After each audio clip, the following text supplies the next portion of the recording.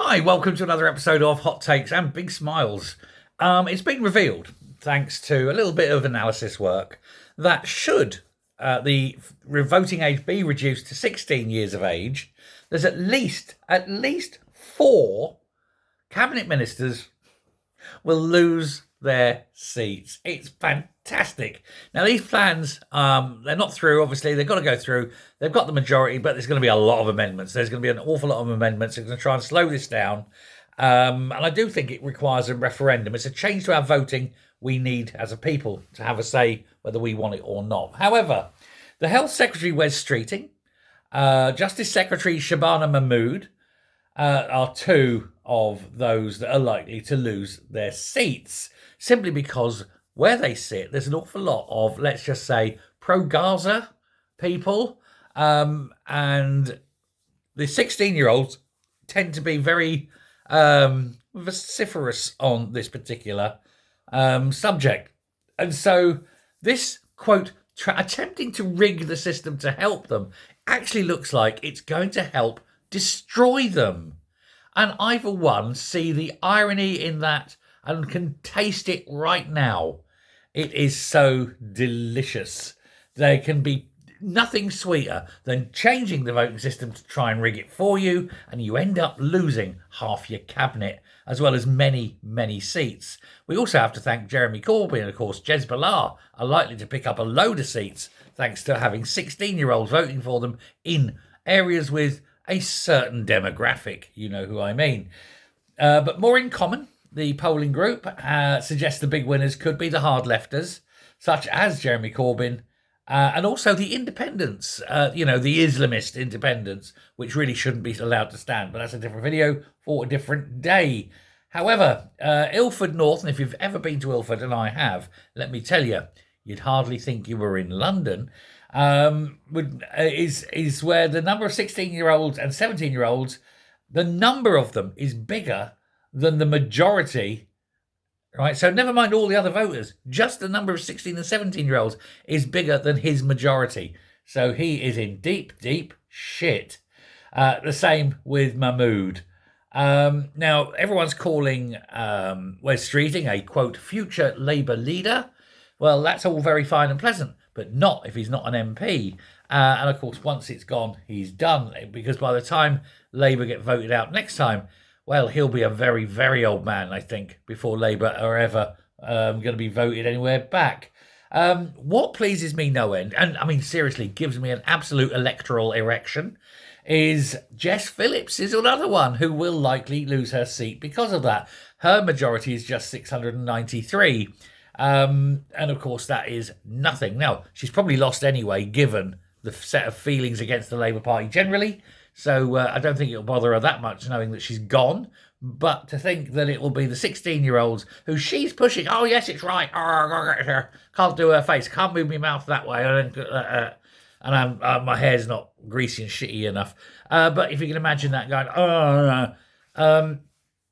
and bagging on about, oh, it's right that 16-year-olds get the vote. Yeah, quite right, Jess, if it means you're gone, because I loathe you. You, the safeguarding minister who throw children to the wolves. I don't think so. Elections minister, and this is the ironic one, the elections minister, the minister who's going to be charged with bringing through all this change to the 16 and 17-year-olds having the vote, is another one called Rushnara Ali.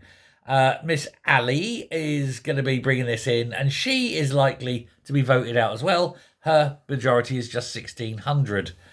She's in Bethnal Green and Stepney in it.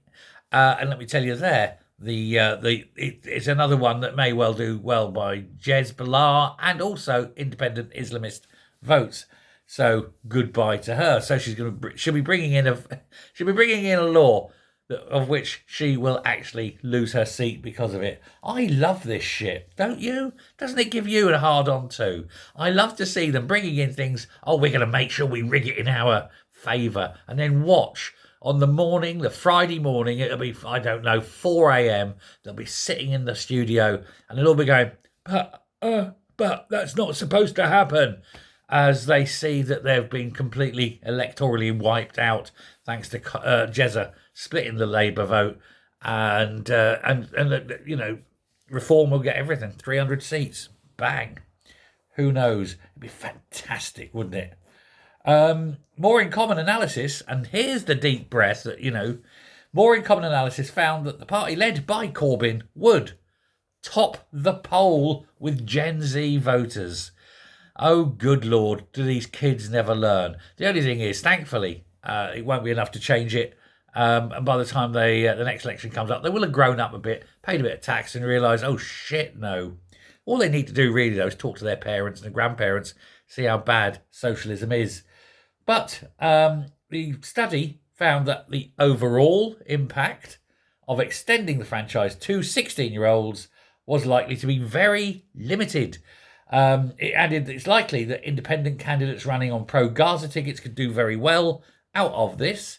They're saying that the fact is not all 16-year-olds and 17-year-olds are actually going to vote, and certainly not for Labour. They're looking around now. They're seeing what Labour are doing to their families, their friends, their parents, their grandparents, etc. And they're actually turned off. The 16 and 17-year-olds starting to get a bit based, and they've had this shit pushed in them at school all this time, and they realise it, and they're starting to reject, push back on it.